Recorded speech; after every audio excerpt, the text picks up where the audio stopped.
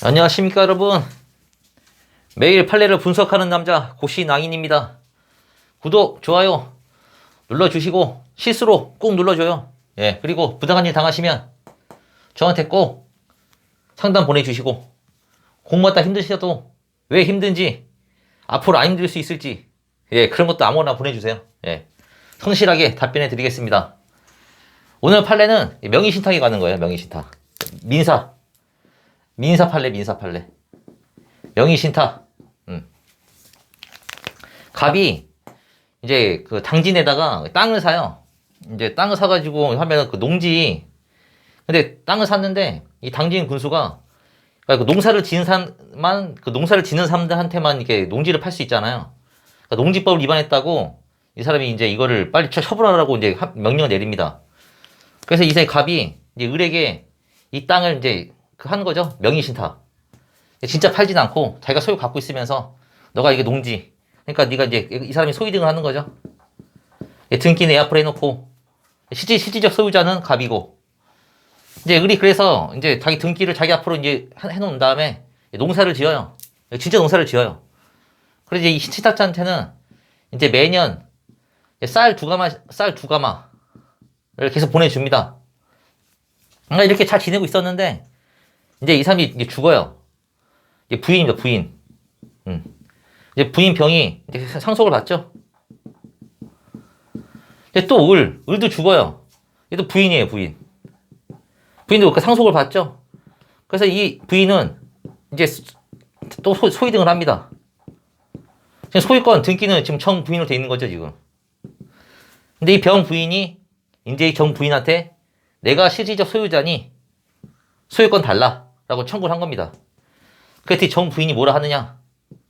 그러니까 이 사람들만큼 신뢰가 없잖아요, 이렇게 오니까. 그러니까 정 부인이 주기 싫잖아요. 이제 자기 건데, 자기가 아니지만 하여튼 주기 싫으니까 이제 불법 원인 급여를 주장합니다. 갑이 을한테 소유권 넘긴 거는 불법 원인 급여이기 때문에 소유권 이전 등이 청구를 할 수 없다. 그래서 이건 내 것이다 라는 주장을 합니다. 그래서 이 명의신탁이 불법인 급여가 되느냐, 문제된 판례예요. 이 판례는 뭐라 하느냐? 부동산 실명법을 위반하여 무효의 명의신탁 약정에 따라 명의수탁자 명의로 등기를 하였다는 이유만으로 그것이 당연히 불법원인 급여에 해당한다고 단정할 수는 없다. 불법원이 안 된대요. 이것도 웃기죠. 이 사건과 같이 농지법에 따른 제한을 회피하고자 명의신탁을 한 경우에도 마찬가지이다. 구체적인 이유를 얘기해 줍니다. 부동산 실명법은 부동산 소유권을 실권리자에게 기속시키는 것을 전제로 명의신탁 약정을 그에 따른 물권 변동을 규율하고 있다. 그러니까 부동산 실명법은 진짜 취지는 진정한 소유자가 갖고 있으라는 거예요. 그러니까 뭐 했다고 해서 네가 갖는 게 아니고 진정한 소유자가 가지라고 만든 법이라는 거예요.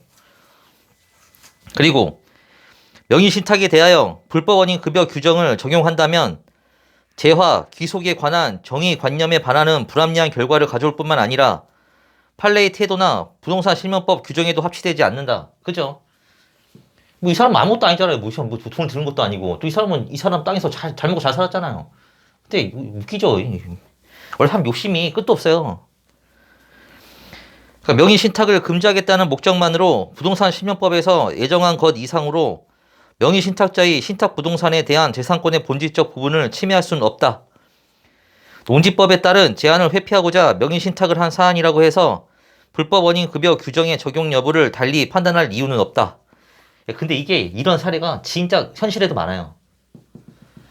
사람이 명의신탁 받아가지고 수탁자가 한 대를 넘고 한 대를 넘어버리면 이 자식들은 정말 그 아버지한테 얘기를 들었어도 이제 자기 것처럼 생각합니다. 그래서 진짜 싸움이 크게 나요. 근데 너무 이제 대가 넘어가면 넘어갈수록 이 입증하기가 쉽진 않겠죠. 그래서 거의 보면은 그때 또 계약서 같은 걸 다 이제 신탁자 갖고 있어요. 그러니까 거의 대부분은 그래요. 근데 그런 게 없을 경우에는 진짜 이게 좀 사실관계가 복잡해지겠죠.